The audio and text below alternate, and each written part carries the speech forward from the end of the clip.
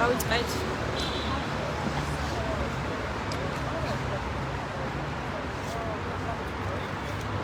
კიდევ ერთხელ საღამოშტობის ყველას დღეს გადავწყვიტეთ, რომ ძალიან ესეთი მეგობრული, შინაური და მოთელვითი საუბარი გქონდეს უზარმაზარი თემის შესახებ, რომელიც არის სოფლის მეურნეობის გამოწვევები ჩვენ ქვეყანაში. მეტნაკლებად ალბათ ყველას გვაქვს გარკვეული გამოცდილებები, თუ ყველას არა, როგორც მომხმარებლებს, ხო და როგორც ადამიანებს, რომლებიც ამ ზრდადი ფასების ამ შემდეგ პირობებში ვცდილობთ ვიკვებოთ ჯანსაღად, ვიკვებოთ უკეთეს შემთხვევაში ქართული პროდუქტით, თუმცა რასაც ალბათ ვამჩნევთ ყველანი, როგორც მომხმარებლები, არის რომ წარმომავლობაც კი ჩვენი კვებითი პროდუქტი ძალიან ხშირად არის არაქართული, ისეთი პირველადი მოხმარების პროდუქტებისაც კი, რომელსაც ყოველდღე ვიყენებთ, არის ხშირად არამეგობრული, ასე ვთქვათ, სახელმწიფოებიდანაც მათი წარმომავლობა და რაღაცნაირად საინტერესოა, მე მგონი, დიდი დებატის პირობებშიც, ხო, ეს სუვერენიტეტის ირგვლივ როგორი არის ჩვენი რაღაცა სოფლის მეურნეობის სუვერენულობა და ანუ ამ შემთხვევაში დღევანდელი საღამო შეგვიძლია მივუძვნოთ ძალიან ასეთია მეწარმის რგოლიდან დავინახოთ, ხო? შევეცადოთ დავინახოთ სიტუაცია, რა გამოწვევები აქვთ იმ ადამიანებს, ვინც იღწვის და ჩვენთვის შრომობს ამ დარგში საკვების საწარმოებლად და მათი პერსპექტივიდან შევხედოთ, როგორი არის ამ სფეროს გამოწვევები, რას ეჭიდებიან ეს ადამიანები და კიდევ ერთხელ ნოდარ ლატიბაშვილია ჩვენი სტუმარი ბიომეურნეობა ფონადან და გიორგი ჭოჭოა, რომელიც ენთუზიასტია, ასე ვთქვათ, უფრო რომელმაც რამდენიმე სხვადასხვა მცდელობა ქონდა, როგორც ახალგაზრდა ადამიანს, რომ დაბრუნებულიყო, ან წასულიყო სოფელში და ხელი მოეკიდებინა ამ საქმიანობისთვის, მიწათმოქმედებისთვის და პირველი კითხვით მაშინ ზუსტად გიორგისთან გადავალ, როგორი აი სულ გვესმის ხო რაღაცნაირად აი ერთ-ერთი ყველაზე ისეთი ფრაზა არის, რაღაც თითქმის ურბანული ფაქტიანი ფრაზა, რომ სულ გვესმის, რომ აი ქართველი ადამიანი რაღაცნაირად ზარმაცია, თორე აი ამ ნაყოფიერ და წყალუხ და მშვენიერ ქვეყანაში წესით მოკიდე თოხს ხელი და ყველაფერი იქნება მარტივად და ადვილად და ყველაფერი გამოვა, ხო? რო გაგვიზია, რომ შენი გზა როგორი იყო,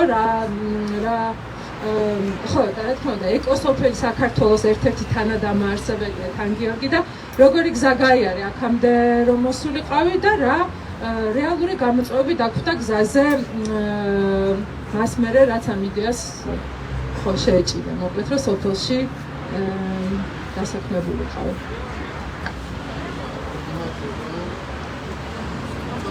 თემაზე სასაუბროთ შემოწვეთ, დილეტანტი ადამიანებს საკითხში. ერთად მქონდა ცდილობა, რომ აი რაღაც სოფლის მეურნეობის ირგვლივ მეტი რაღაც გამეგვა.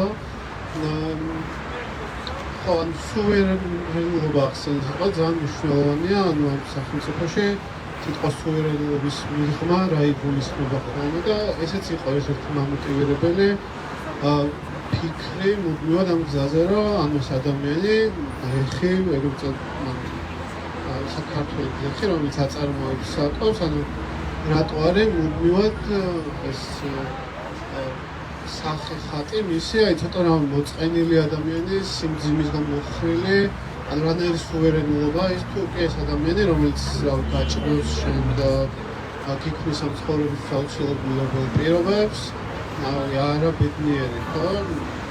ძირითადად და საკმაოდ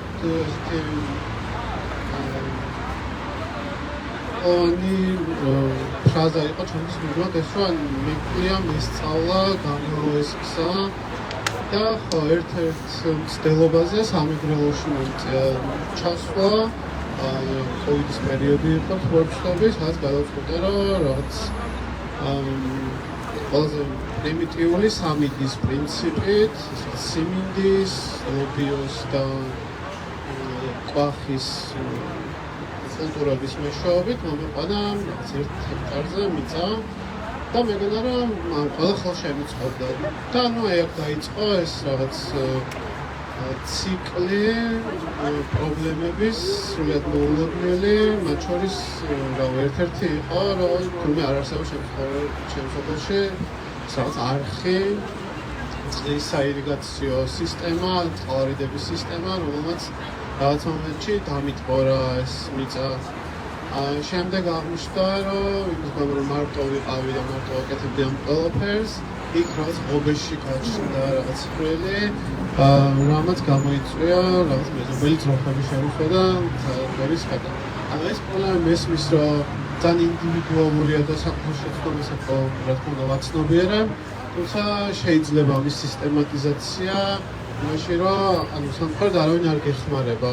დახმარება, ერთ-ერთი დახმარება, რისთვისაც ძალიან მადლიერი ვარ დღემდე და ენთუზიაზმი რის გამოც რჩება, არის ირაკლი მსხილაძე, რომელსაც სოლიდარობა მინდა გამოუცხადა, რომელიც აჭარის ტელევიზიის თანამშრომელი იყო და თქო ძალიან ლამაზ გადაცემა ბუნების კანონი და რომელიც დაიხურა ამ პერიოდში, სწორედ მისი საკმაოდ კრიტიკული სიუჟეტების გამო და მინდა გამოუცხადო მას სოლიდარობა.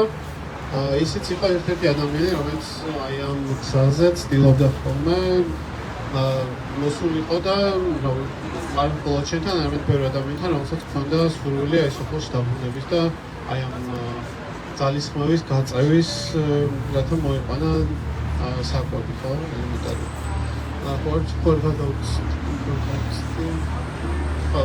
ანუ ამ გზამ როგორ მიმიყვანა ეკოსოფელი საქართველოსთან დამკვიდრებამდე, იმით არის საინტერესო, რომ ძალიან გამიჭირდა ყოფნა მარტო აი რაღაც სოფლის პირობებში და ამ საზოგადო კომიუნიტის შეგრძნების არქონაში. აი შემიძლია ერთი მაგალითი მოვიყვანო, სად ვიგრძენი, რომ არ არის ეს რაღაც სოლიდარული სოფელი თუ თემი. მიუხედავად იმისა, რომ ინდივიდუალურ დონეზე არ ვაკმნებ არც ერთ ადამიანს და ყველა მცდელობა მათი ჩემი დახმარების იყო ძალიან მნიშვნელოვანი და დასამხრეველი, რადგანაც მაგ დავახსენებ, იყო რომ აი ჩემი მოსავლელი ყანის საზღვარზე, რომელიც ცხოვრობდა, ერთ დღესაც მეძახის და მეუბნება, რომ აი შენს მხარეზე სადამდეც მოუწვდე, ურაგანი მოვასხიო. ეს ურაგანი არის ძალიან მავნე პესტიციდი, რომელიც ყველაფერს ანადგურებს და ну ესეთ რაღაც პატივი მცარო, აი შენ ზედმეტი მცენარეები, სარეველა მცენარეები რაც ყავს, დაგინადგურეთ როს და მომავალ წელს იქნებ შენც იგივე პატივი მცე. ну აი აქ იწყება მერე რაღაც ინფორმაციული ვაკუუმის გარღვევის ცდელობები, რომ აი სად არის ბიოლოგიური აპლიკაციები, რომლებსაც შეუძლია დაგეხმაროს ამ სარეველებთან ბრძოლაში, თუ საერთოდ საჭიროა, თუ არა სარეველებთან ბრძოლაში. აი ამ კომუნიკაციაში ვერასდროს ვერ შევედი სიღრმეებში და მერე გაჩნდა ეს რაღაც აუცილებლობა იმისა, რომ ადამიანების ჯგუფი გამოჩინა, გამეცნო, რომლებიც ვიფიქრებდით იმაზე, რომ რაღაც მოსაზღვრული არ არის ეს ცოდნა სოფლის მეურნეობაზე, არამედ ჭირდება არ საკმაოდ გახსნილია და ჭირდება რა კვლევა, ლაპარაკი, კამათი და ნაკლები რაღაც დოგმატური მიდგომები და მარტივი გამოსავლები. შესაბამისად, ეს ეკოსოფელი იყო წარმოგვიდგენია ეგეთ სივრცეც, სადაც ღიავართ მსგავსი დისკუსიებისთვის, განათლების იღების სურვილით ვართ გავითვალებული და სუფთა საკვების გაზრდის ირგვლივ ვართ მოტივირებული.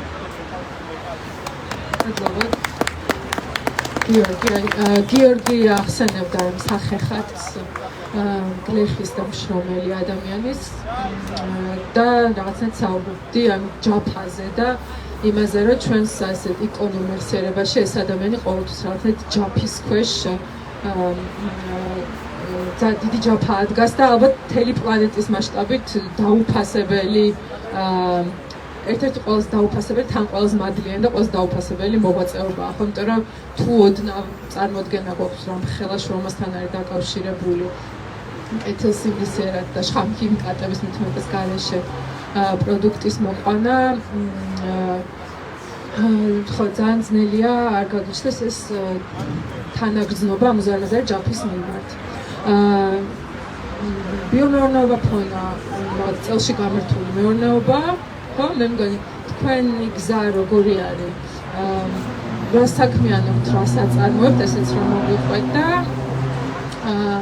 აი რა გამოწვევებს აწყდება აი ამ შრომაში, თქვენ რა გამოწვევებს აწყდებით და როგორი, ასე ვთქვათ,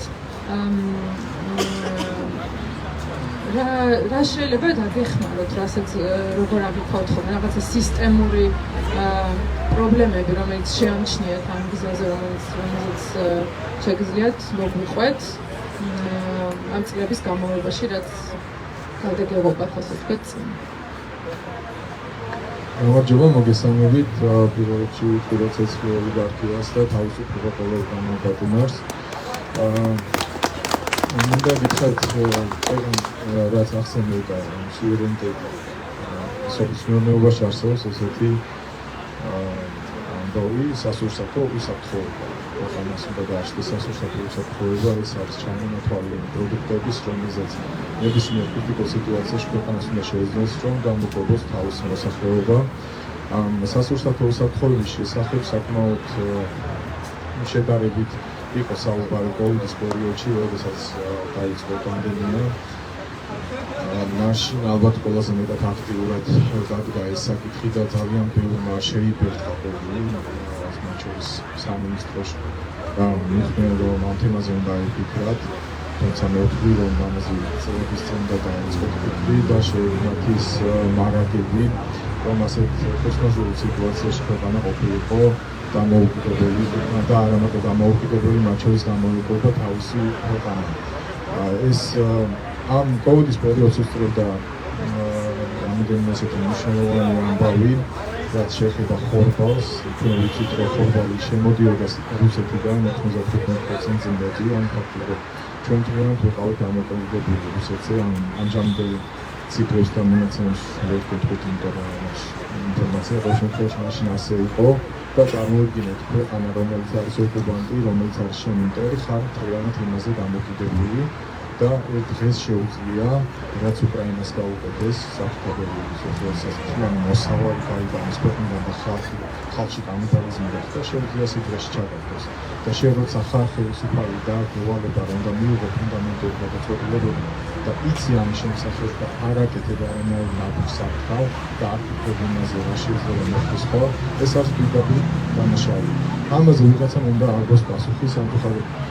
ეს არამარტო სოფლის მეურნეობაში, ზოგადად ოცნების მთავრობას ახასიათებს ის, რომ ყველანაირ დროს პასუხისმგებლობა ავირიდოს და გადააბრალოს სხვას და საერთოდ განც და არ გქონდეთ იმის საწყობა არის მათი ბრალი. ზუსტად ეს მოხდა კოვიდის პერიოდში, როდესაც დაიწყო პანდემია, რუსეთი პოტირებულად გვაქვს ხორბალს და მაშინ იყო, როდესაც პირველ კvartalში საერთოდ არ შემოიტანეს ხორბალი და მთლიანად დავრჩით ხორბლის გარეშე.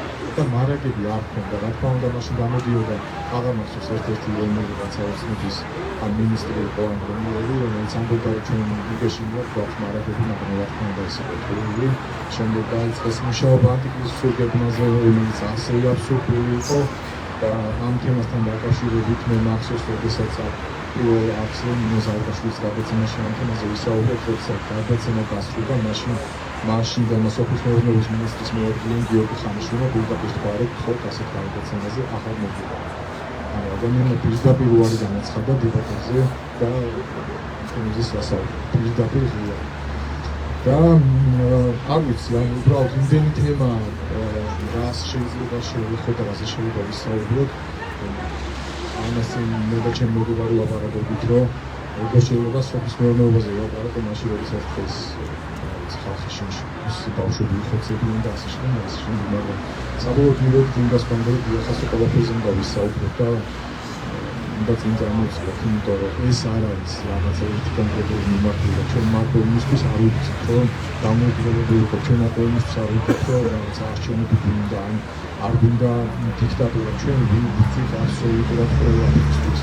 იმისთვისაც მათ შორის რაც ჭამს, რაც ცისუნთქავს. ზოგადად რა ხდება ყველაფერი ნებისმიერ მიმართულებით არ არსებობს ერთი პატარა რამე ისეთი საკითხიც კი რაც არ გვეხება და რაშიც ამათ აბსოლუტურად გათელის ყველაფერი და არ გააუყურებთ. ეს რა თქმა უნდა არის მიზანმიმართული. როგორ შეიძლება მინისტრი არ ფიქრობს იმაზე, რომ არ იყოს დამოკიდებული თავის ინტერესზე. როგორ შეიძლება ამ პოლიტიკას არ ატარებდეს სოფლმეურნეობაში ისეც, რომ შენ დამოუკიდებლობა გადაჭრეს და იყო ყოველ შემთხვევაში არ იყო დამოკიდებული იმ ქვეყანაზე, რომელიც აგრესორულად დაბეჭდეს და ყოველთვის. რაც შეეხება მეურნეობაზე გადავალ, ცოტა ისეთი ამბობს ჩამოვალ. მეურნეობა ფონაზე სხვადასხვა მიმართულებით მუშაობ ჩვენ გვაქვს მასწავლებელი ბოსტონში ჩაიკაცში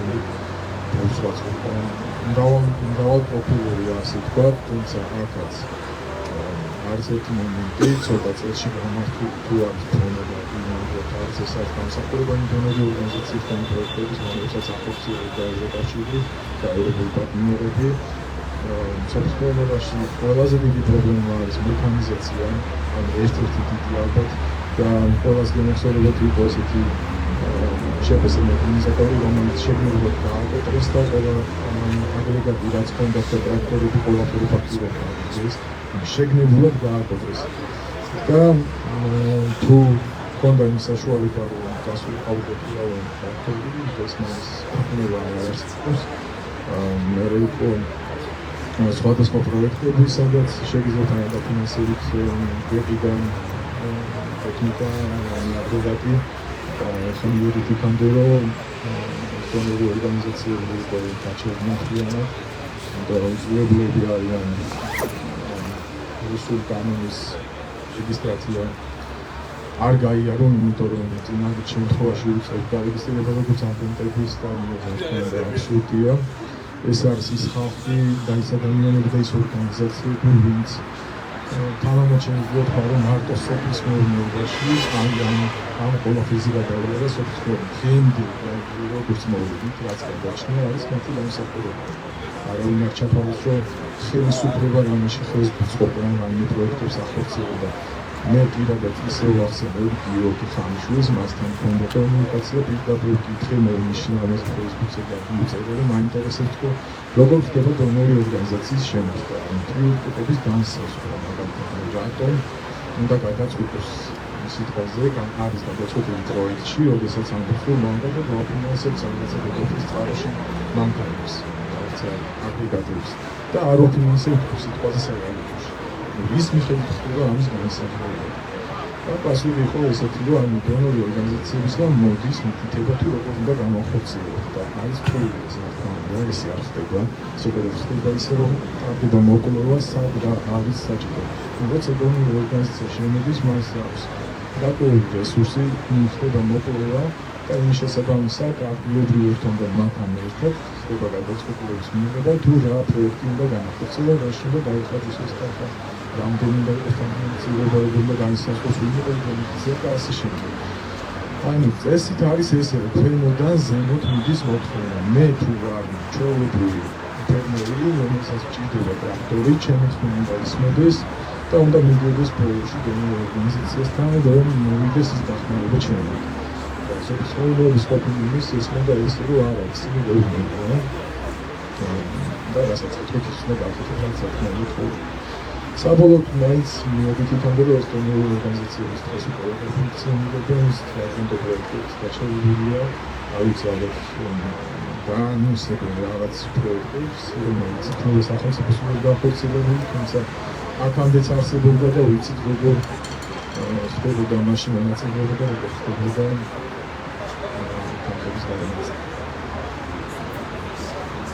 ალტერნატივას გულისხმობ, რომელშიც მეც მაქვს მიღებული მონაწილეობა, ალბათ ძალიან ადამიანს მოხდა ჩემს განაცხადი შესაძლებელი თუმცა ზოგადად იყო აკეთებული ტრაქტორების პროექტი, რომელშიც არის პირდაპირ გადანაწილებული იყო, როდესაც გამოცხადდა და გაიხსნა რეგისტრაცია, ფაქტობრივად რამოდენიმე წუთში უკვე გაიხურა, იმიტომ რომ წინასწარ ჰქონდა შევსებული განაცხადები. ადამიანებს და როდესაც გაიხსნა ეს სარეგისტრაციო მაშინა დაიწყო. რეალურად იმ ადამიანებს ვისაც ვახში ჭირდებოდა მათ ვერ მიუწვდებოდა ხელი. ხო მეც არაერთხელ მადლობა. არაერთხელ მსმენია დისკუსიის შესახებ აი კორუფციის ირგვლივ ხო აწარმოა საქართველოს ირგვლივ, თუმცა კიდევ ერთხელ როგორც სხვა ბევრ სფეროშიც, რაღაცნაირად სოფლის მეურნეობის სფეროშიც კორუფციის საკითხი და ეს ხო ძალიან ცივა და მეც შევეცდები რომ თითო კითხვითაც მივმართოთ და დავინდოთ საკუთარ თავები. ძალიან ნაკლებად გვესმის ხოლმე, ანუ მსჯელობა მედია საშუალებებიდანაც აი კორუფციის ხაზზე. აი რადგან დარწმუნებული ვარ ჩვენს მაყურებლებს შორის უმეტესი ნაწილი არ არის სფეროში ჩართული აქტიურად, ხო? აი რო განვუმარტოთ ევროკავშირის დახმარება რიგითი ფერმერისთვის როგორ ითარგმნებოდა მექანიზაციიდან თანადაფინანსების ფორმა როგორი იყო რა, აი მაგალითად თუ ევროკავშირში არის სახელმწიფო სუბსიდიები, ხო, მეწარმეების დასახმარებლად და ბევრი სხვადასხვა გზა, ჩვენთან აი ამ სუბსიდიის ფუნქციას იღებდა დონორი ორგანიზაცია საკუთარ თავზე, აი როგორ გამოიყურება ვთქვათ ეგ პროცესი და აი კონკრეტულად რაში გადაითარგმნება ფერმერის ყოველდღიურობაში, ახლა აი ამ ფონდებზე ხელის ვერ მიწვდენა. ან აი ამ ფონდების ნელ-ნელა გადინება ქვეყნიდან რა პროცესებში შეგანელებთ, რა პროცესებს შეაფერხებს აი ეს თვალსაჩინოებისთვის რომ ვთქვით. ანუ ერთ მაგალითს მოვიყვა, მაგალითად ისე ბიურნები ასეთი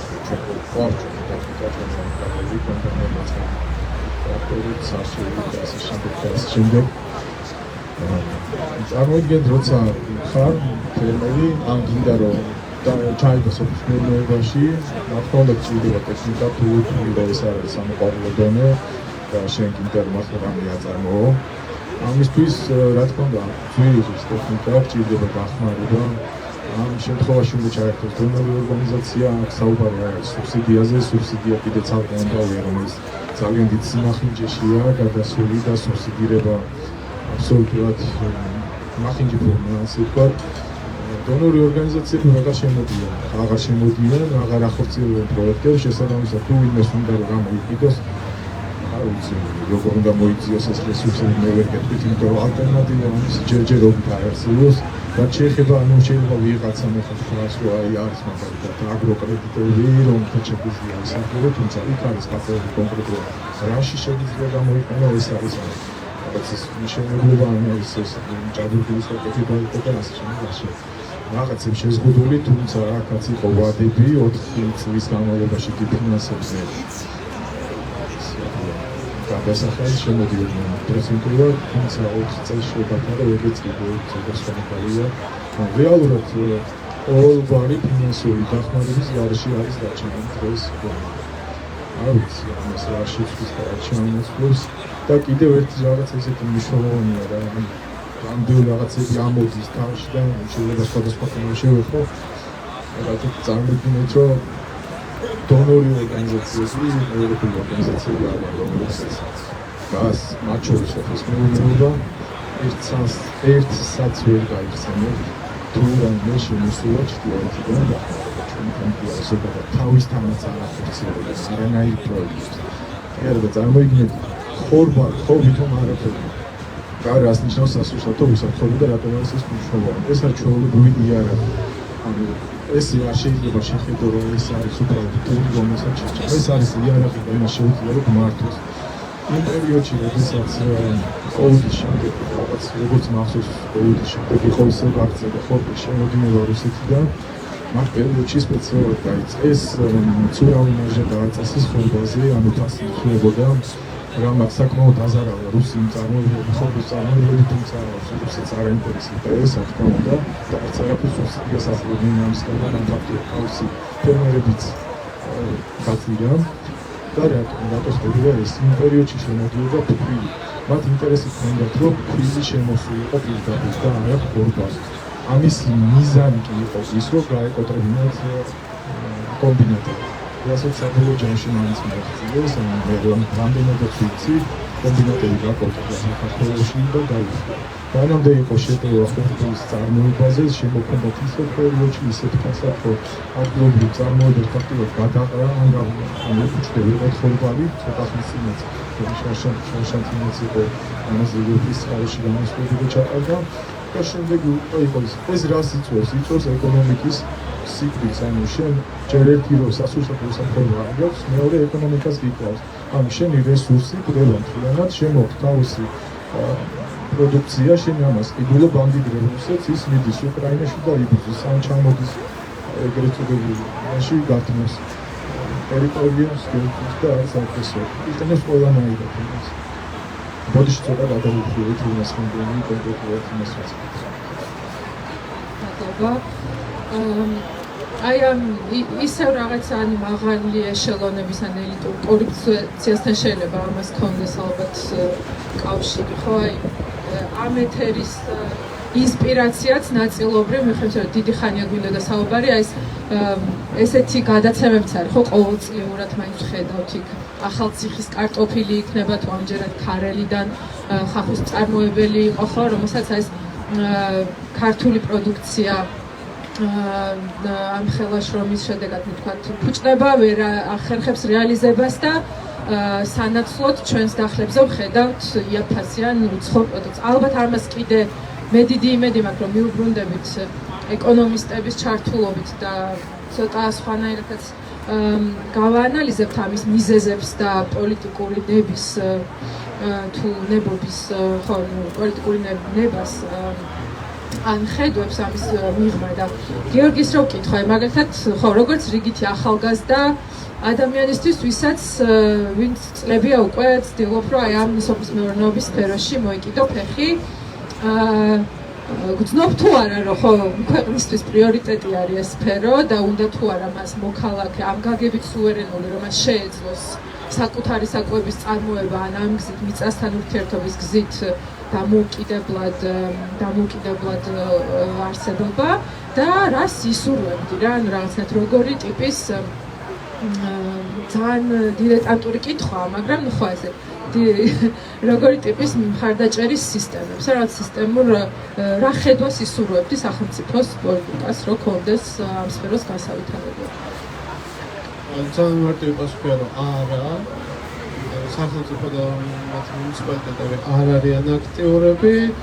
მარტივი მაგალითია თუნდაც ის რომ რაღაც 2 წლის განმავლობაში ადამიანი იხოცებოდა ერთი ტრაქტორი მოვიდეს მუნიციპალიტეტიდან რომელიც არხს გათქლის იმის რომ შენი სახლი არ იტყორებოდეს და შენი ბავშვი არ იტყორებოდეს და ამაზე პასუხები არის მუდმივად რომ მადლობას თუ გადაუხდი ამ მთავრობას მაშინ მოგიყვანთ და წინასწარ გთხოვენ მადლობების გადახდას იმაში რაც არ აკეთებენ სულეთ ამცინავია ეს დამოკიდებულება ხშირ შემთხვევაში და აღარ მოვაპარაკო სასაწყობო სისტემებზე, გასაღების გზებზე.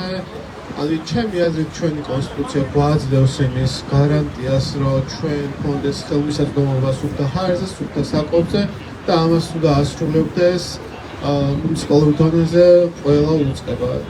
რაც ფაქტია რომ არ კეთდება იმ სოფელში რომ გაიაროთ, ნახოთ არ არიან ადამიანები ბედნიერები იმით რაც აკეთებენ და ასე აკეთებენ არის ერთ-ერთი რაც შეუძლიათ მათ სახლების უკან მოიყვანონ მინიმალური საკვები, რომელთაც გამოყვებიან ოჯახს, პირობს, ხშირ შემთხვევაში შვილებს, რომელთაც ქალაქებში აგზავნიან სასწავლებლად. ანუ ამ ერთი ჩვეულებრივი ადამიანის პრობლემების სისტემატიზაცია არის შესაძლებელი და ხო ეკონომისტიც, ეკოლოგიც და აგრონომიც შეძლებს ამის ფორმულირებას ისე რომ დაგონახოს თუ რამხელა სისტემურ უსამართლობასთან გვაქვს საქმე, როცა ძალიან კეთილშობილი ინიციატივას აწყდები და მხარდაჭერა არ არსებობს.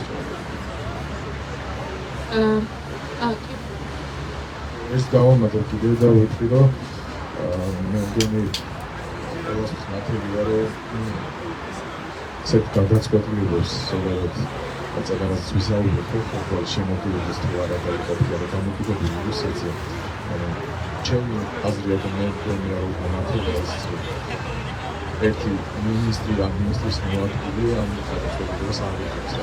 ესაც პირდაპირ დავალება, რასაც ეს ადამიანები ასრულებენ წლების განმავლობაში საგანძურით ეხლა მეგვიყვანა ამ ყველაფერი.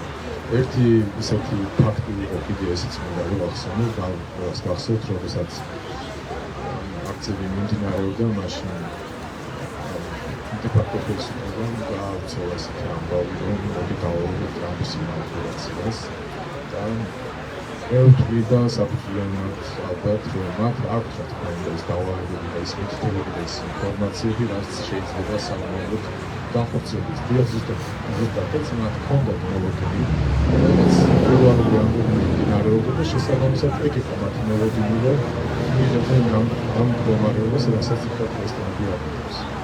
ასე რომ მე არ ვთვლი რომ ეს საათის შემთხვევით კვალიფიკაციების გადაწყვეტილება ეს არის პირდაპირ დავალება და ეს მასშტაბურია.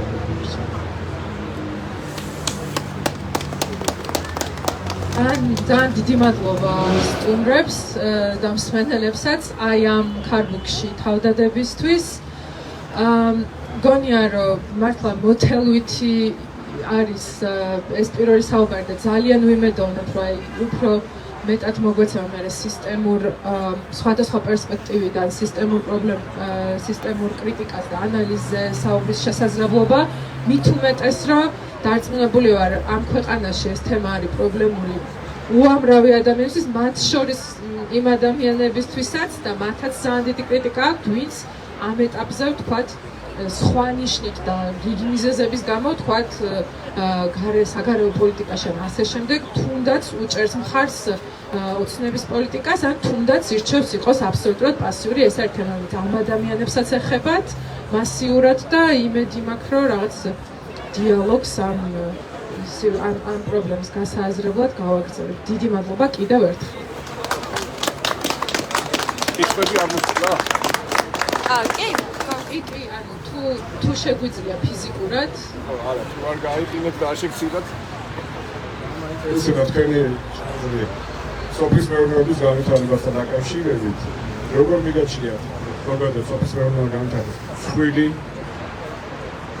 მიწათმოქმედება, ანუ დიდი რაოდენობით ტერიტორია, თუ წვრილი მეურნეობა.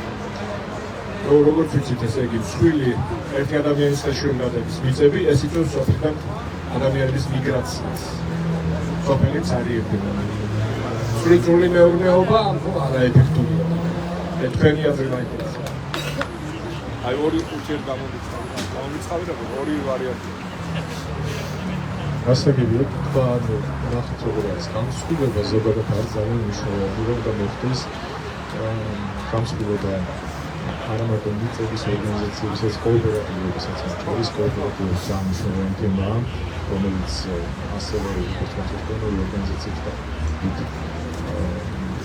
ასე ვთქვათ მიმდინარეობდა მაგრამ ეს პროექტი ზოგადად გაჩერებული არ ამდენად ვიცი იმიტომ ფიქტიურად იყო კოოპერატივების შექმნილი და როდესაც განსხვავება არ ხდება კოოპერატივების ან თვითონ კოოპერატივების გაერთიანება რაც არ ხდება ეს პროცესი თუ არ მიმდინარეობს ასე იგი რაღაცა არასწორად მოდის და რა თქმა უნდა არასწორად წავიდა იმიტომ ფიქტიური იყო ეს და სულ ალბათ ისე ჩამოსახლებული კოოპერატივები რომელიც რეალურად არიან მიწების ნაშენები ვინც არიან კოოპერატივების წევრები იყო ისე რომ ძირითადად ამ ოჯახის წევრები ან ნათესაობები ან მოგებულები ერთიანდებოდნენ იმის გამო რომ მიიღოთ პროექტში მონაწილეობა რა შეიძლება თქვენ კითხოს ან გამსხვილება აუცილებელია და უნდა მოხდეს გააჩნია რა მიმართულებით რომელ რეგიონში ამას ეს ცალსახებას უნდა გააჩნია და პლუს ამას ის პატარა წარმოებები ძალიან მნიშვნელოვანია რაც მაგალითად არის ქვეყნები სადაც ეს პატარა წარმოებები ძალიან დიდ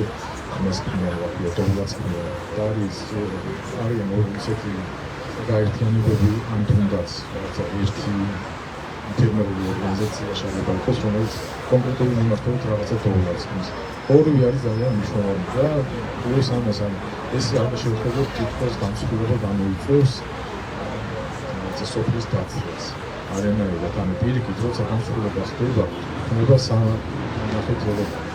სამუშაო ადგილები და შესაბამისად ეს იწვევს ადგილობრივის დამაგრებას. ის იწვევს იმას, რომ მას აქვს შემოსავალი და შეიძლება თავი. ანუ არ შეიძლება რომ ყველა იყოს ფერმერი და ყველა მიყვებოდეს. ანუ ის წვრილებით შეიძლება სერგინი რაღაცა ნიშური იყოს ან რაღაცაზე მუშაობის. ერთი ისეთი მომენტია, ძალიან ვახსენე კოვის პერიოდში ანტიკრიზისული გეგმა ჭარბობს, იმიტომ რომ ეს აბსურდი იყო აბსოლუტურად და ანტიკრიზისული გეგმის საფუძველზე გაიცა ფულები, რომელიც ერიცხებოდა ფერმერებს, მისთვის ფართობიდან გამომდინარე და შეიძლება გაინახებინა განსაკუთრებაში. ანუ ეს იყო ჩვეულებრივი მაქინაცია და მაშინ და მივედით კიდევ ერთი საკითხთან. მაშინ წარმოიდგინეთ თქვენ რომ სოფლის სამინისტროში გაგერებათ და გეკითხათ ამბობენ რომ თუნდაც 300,000 ფერმერი ყავს ქვეყანაში. აბსოლუტური აბსურდი, არ შეიძლება ამ ტიპის ფერმერი არსებობს ფიზიკურად და მივედით რაიცა გადაწყვეტენ ყოველ დიდ თემასთან ჩვენ არ ვიცით ვინ არის ფერმერი. ან განსაზღვრება როგორც ესეთი ფერმერის ამ სტატუსი არ გააჩნია. და შესაბამისად, როდესაც ამბობ რომ მე ფერმერს ვეხმარები, არ ვიცით ვის ეხმარები, იმიტომ რომ სტატუსი არ არის. თავიანთ ხალხს ეხმარებიან. ერთ შეკითხვას შეიძლება? მოგესალმებით, მადლობა თქვენი ძალისხმევისთვის. ერთი შეკითხვა მაქვს. თავიდან წამყვანმა ახსენა, რომ ძალიან ბევრი გარე ხარისხის სასოფლო-სამეურნეო პროდუქტები შემოდის საქართველოში და ყველა ვაღიარებთ ხარისხითაც და ავისი რომლითაც არ შეესაბამება იმ გემოსაც უფრო და ყოველთვის. შეკითხვა მაქვს ასეთი, რამდენად შეგვიძლია გავხდეთ 1 ტრილიონი დღეს თვითკმარი სასოფლო სექტორის თვალსაზრისით. ანუ ჩვენი გეოგრაფიის, ჩვენი ლოკაციის გათვალისწინებით რაც პროდუქტები შეიძლება მოდიოდეს, შეიძლება მოვიყვანოთ იმდენ, რომ მინიმუმ ჩვენი რაოდენობა მოსახლეობის დაკავებდეს. საექსპორტოზე და ვერთიანებთ სოფლის მეურნეობის საკითხებზე ცალაპარაკობ, ბაღის სკოლა და სასწავლებლები არ უნდა გაგვაწყდეს, იმიტომ რომ იმისთვის რომ რაიონი გაძლიერდეს და სოფლები იყოს ძლიერი, ბაღი და სკოლა არის ძალიან მნიშვნელოვანი კინოთეატრი და განსაკუთრებული საშუალებებით. მაგაშიც ევროკავშირი და მსოფლიო დონორი ორგანიზაციები ძალიან დიდ შრომას და ხალხებს დებდნენ. როდესაც საბჭოთა მადლობა, ანუ თქვენი პერსპექტივიდან ხო რომ თქვენი აზრი თუ შეგიძლიათ, ანუ ეს არ არის ალბათ ძალიან პირდაპირ თქვენი სფერო ხო, ანუ კომპეტენციის როგორ თქვენი აზრი თუ შეგიძლიათ იყოს. ბოდიში, მე მინდა რომ უფრო კონკრეტულად ვკითხოთ რა თუ შეიძლება. შევძლებთ რომ იყოსო ჩვენი თავი შეგვიძლია რა ასე ეხლა ვიკასოთ რამაზეც ნახოთ ისევ მიუხედავად საკითხს ხორბალს მაგალითად ჩვენ საქართველოს უბრალოდ არის ხორბის სამშობლო გვაქვს 5 ობა მათ შორის 15 არის გავრცელებული საქართველოში გვაქვს უამრავი ჯიშები როდესაც მე მაგალითად როდესაც დავიწყე ქართული ფორმის მოყვანა მაშინ სასაცილო ყოფილი ბევრს რა თქმა უნდა ინტერესი გაიზარდა სინჯავდა მოკურს და ფორმის ნაწარმს ყოველს მოწონდა ყველა ზუსტად მაგას აღნიშნავდა რომ სული ფაქტორია სინამდვილე სული ფაქტორია ის გემო უნდა ქონდეს ეს რასაც ჭამს სალტის პური არ არის საერთოდ როდესაც ადამიანის სინჯავი ნამდვილ პურს ნებია რომ ის აბსოლუტურად ნაგავია არ შეიძლება იმას ჭამს ნახეთ მაშინ კოვიდამდე, როდესაც მქონდა საუბარი სამინისტროს თანამშრომლებთან, იყო ერთი ესეთი ამბავი, რომ მათი რატო შემოდის რუსეთიდან ამდენი ხორბალი და რატოა დამოკიდებული მათი პასუხი იყო ზუსტად ის, რომ ჩვენ არ გვაქვს ამდენი სავარგული და არ შეგვიძლია ვაწარმოოთ იმდენი ხორბალი, რომელიც გამოყვება ჩვენს ქვეყანას. თუმცა ამის პასუხი რა თქმა უნდა მაშინვე გავეცი და ჩემი მოსაზრება იყო ესეთი და ხაც ესეთი, რომ ჩვენ გვაქვს საკმაოდ დიდი სავარგულები, რომელიც შეგვიძლია რომ დავამუშავოთ და მოვიყვანოთ ხორბალი და შეიძლება 100%-ით არა, მაგრამ რაღაცა პროცენტით მაინც შევქმნათ ის მოსავალი, რომელიც იქნება ჩვენი ქვეყნის აი რაღაც ახსენს სასურსათო უსაფრთხოებისთვის ძალიან მნიშვნელოვანი და პლუს ამას უნდა არსებობდეს საცხოვრებისა და შევინახოთ. და ნახეთ კიდე აქ ერთი ძალიან მნიშვნელოვანი მომენტია. პროდუქცია ნებისმიერ წავიღოთ ისე ხორბალი და რაც მოყავს და რაც ძალიან ქართული ხორბალი მოდის დაახლოებით ტონა 9-დან 2 ტონამდე და რაღაცა სხვა ხორბლები მოდის ალბათ 5 ტონამდე ყველაზე კარგი არიანში ეგეთი დოქტორის წყაროში სადაც ყველაზე კარგი სავარგულებია სახორბლი და ამბობენ 5 ტონა მოყავთ ჰექტარზე და არის თუ არა ეს საკმარისი ნახეთ როგორი ამბავია ეს რომ არის ერთი რომ ერთ პულს როცა ყიდულობ და ის 4 ლარს და ეს არის ჯანსაღი, ჯანმრთელი, პროფიტი ღირებულება მაღალი აქვს და არის მეორე ამბავი, როდესაც ყიდულობ მარკეტში პულს, რომელსაც კი აწერია ეს პროფიტი ღირებულება, მაგრამ ჭამ და ვერ განახლოს და არც გემოვნური თვისება არ გააჩნია, ხო? ანუ რეალურად რომელი უფრო ძვირი და იაჭდება აქაც ძალიან მარტივად შეიძლება დავყავოთ, თუნდაც იგივე ფასი რო დაგიჯდეთ 4 ლარის გადახდა და 4 ცალი იმ დროის ყიდვა მაინც ჯობია რომ ხარისხიანი ჭამჭეროთ და ასევეა მოსავალში შეიძლება მოვდების ტონა ნახევარი მოსავალი მაგრამ ხარისხობრივად მეორე ჯობია შესაბამისად მისი პროდუქტი ღირებულება თუ არის მაღალი გამოდის რომ არ უნდა დათვალო შენი მოსავალი არა რაოდენობიდან არამედ იქიდან რამდენს გამოგიკვირდებს ელთვლი რომ ის ჩვენ შეგვიძლია საკმაოდ დიდი რაოდენობის ასე ვთქვათ პროდუქცია შევქმნათ რომელიც გამოგიკვირდებს კარგულ პროცესს და რაღაცებში ხა ყველაფერს ვერ მოვუყვანებია ყველაფერს ვერ ვიქნებით მოწინააღმდეგე და ეს ჩვეულებრივი ამბავია თუმცა მივედით ალბათ შემდეგ ამბავზე რომელიც ჩვენ მანამდე ვისაუბრეთ ეს არის სახელმწიფო ბალანსზე არსებული მიწები შემდეგ უნდა ხდებოდეს ამ მიწების შეფასება, გადასახადის გაზუსტება, სად რა უნდა იყოს, რის სამხედროდ უნდა იყოს, სად მოყოლია, ზონალურობა და ასე შემდეგ ძალიან დიდი თემა, რომელიც აბსოლუტურად აეშია და ამ თემასაც იმედია ერთხელ მივუძვნოთ ცალკე ეთერს. გიორგის მიცემ საშუალებას ამ კითხვებს გამოეხმაუროს თუ ოკეი, კეთილი. თქვენ გქონდათ კითხვა? კარგით, მაშინ საღამო მშვიდობისა და მალე გამარჯვება ჩვენს ბრძოლას. სოლიდარობა მზიას, თემის, ჩვენები ერის ხისეულ ქართულობას, რომელიც თქვენ აიყვანა რეჟიმმა. მე ვარ თამარ გადინიანი, უფლებების სამცველის ზრიად განსახილველი რესტორანები პირველი არასამთავრობო ორგანიზაცია არათანხმდები. ცოტა მოგვიანებით ხო შემოგიერთეთ ლაბოდის გიხდით ამისთვის და ეს თემა ძალიან გამაინტერესდა გარკვეულ მიზეზთან გამო. ანუ ეს მიზეზი არსებობს იმაში, რომ ჩვენ მოდით 24 საათის რეჟიმში მთელი ეს 34 წელი გვაქვს სოფლის მოსახლეობასთან კონტაქტი და ძალიან დეტალებში გვაქვს შესწავლილი მდგომარეობა. ნომერ პირველი რაც მოხდა სახელმწიფო გადატრიალების შედეგად ქუჩით სოფლებიდან მოხდა გამდინარება და ამას თავისი მიზეზი ჰქონდა. პრაქტიკულად ამ დროისთვის ძირითად ნაწილში სოფლები დაცარიელდა ახალგაზრდა თაობიდან. და თუ შემორჩა ამ ხელს არწის სურთ ოჯახების შექმნა. უმძიმესი მდგომარეობა. ახლა ამ დროისთვის გაზაფხული მოდის ისე და მოვიდა მეორე გილოცად გაზაფხულის მოსვლას გამარჯვების იმედით მალერად შეიძლება, იმიტომ რომ ჩვენი ქვეყანა და ერი უნდა გადარჩეს, ასე არ შეიძლება ცხოვრება. აი ტრაქტორების პრობლემა დაუდგება ისევ საქართველოს მოსახლეობას, ისევ იქნება ამაზე ზარები ჩვენთან, გვიშველეთ. არც ერთ მუნიციპალიტეტს არ აქვს შესაძლებლობა იმისა, რომ თავის სოფლებს მოსახლეობას გლეხობას ჭალებში მიეშველონ ტრაქტორები და ამუშავონ ეს ნაკვეთი, მერე ნიტრატებიც ხო ჭირდება მიწას, ხო გაფეხერება და ასე შემდეგ.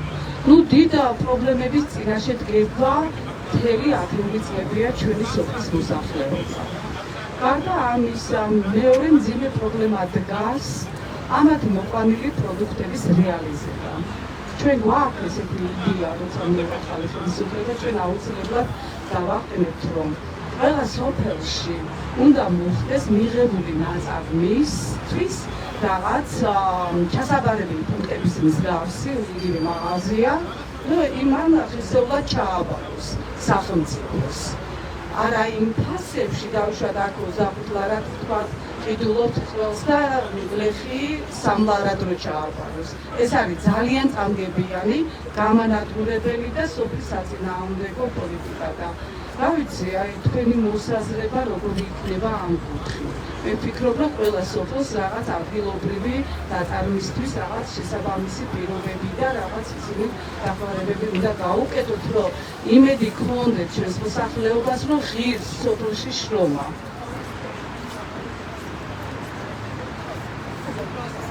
მექანიზაციაზე უკვე ვისაუბრეთ, ხო? მაშინ გთხოვთ, რომ მოკლედ გამოვეხმაუროთ აი ამ ჩამბარებელი პუნქტების ან ამ სისტემის ასეთ ხედვის შემოთავაზებას და დავასრულოთ და ძალიან მერიდება სტუმრებთან ცივა ძალიან.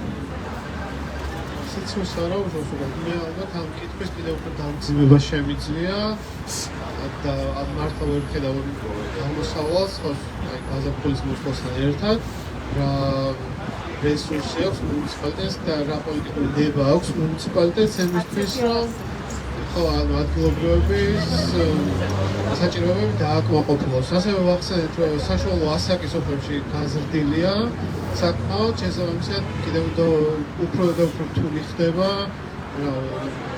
მოხსე და ასაკშესული ადამიანებისთვის მთელი ამ პროცედურის გავლა გაზაფხული და შემოქმედება. და არ ვიცი, ამ გამოსავალზე ამაზე უნდა ვიყიდოთ. გამოსავალი არის საკმაოდ რაღაც ინტერდისციპლინარული, ანუ ყველა დისციპლინის ადამიანები უნდა ჩაერთონ, პროფესიონალები და დიდი დისკუსიები უნდა მოეწყოს. ანუ ხილვადობა უნდა ამაღლდეს, მედიები უნდა ჩაერთონ, განსაკუთრებით რეგიონალური მედიები, რომლებიც ადგილობრივების საჭიროებებს მიიტანენ მუნიციპალიტეტამდე, დარწმუნდებიდან მივიდა ეს მუნიციპალიტეტში და ამას შესაბამისი მოქმედება მოყვება. სხვა შემთხვევაში არ ვიცი, წუხილის დონეზე რჩება ეს ყველაფერი და ნაცნობობით ვიღაც ტრაქტორის ოპერატორებს მოუწევთ ხამების გათენება, რომ მათი ნათესავების აურებლები დამოუკავოს. არ ვიცი, მოდარის ალბათ შეუძლია. მე სიმართლე გითხრათ რა არ მაქვს ამაზე გასაგები. ცალსახად უნდა არსებობდეს გასახების ბაზარი და გასახების ბაზარზე საკმაოდ ესეთი ჩვენ ორიენტირებული იყო ევროპული ბაზარი, რაც ამჯერად ხალხშია დამოკიდებული. სხვა ალტერნატივა, რომელსაც გვაჩეჩებენ, არის რუსეთი, რომელსაც აბსოლუტურად მაგავის ჭირდება და უხარისხო პროდუქცია, ჩვეულებრივ დამახასიათებელი საბჭოთა კავშირის მოთხოვნია. თავარი გამოიგებოს იყოს რაოდენობა და არა ხარისხი. და ჩვენ არ გვაინტერესებს, ჩვენ ვიდით გვინდა რაწამი ხარისხიანი და იმდენი, რამდენის ჩვენთვის იქნება საკმარისი. საკმარისი არის ძალიან მნიშვნელოვანი სიტყვა, ძალიან მოსავლინებასთან დაკავშირებითაც საუბრობთ, უნდა იყოს საკმარისი. მაგრამ გასაღების ბაზარი რა თქმა უნდა გჭირდება, ექსპორტის გჭირდება, თუმცა რამდენად დავახერხოთ ევროპის ბაზარზე რამის გატანას ვეუბნებით. კიდევ ერთხელ ძალიან დიდი მადლობა და კიდევ ერთხელ ხო თუ რამე კითხვა მიმართეთ ასე პირადად რომ ხო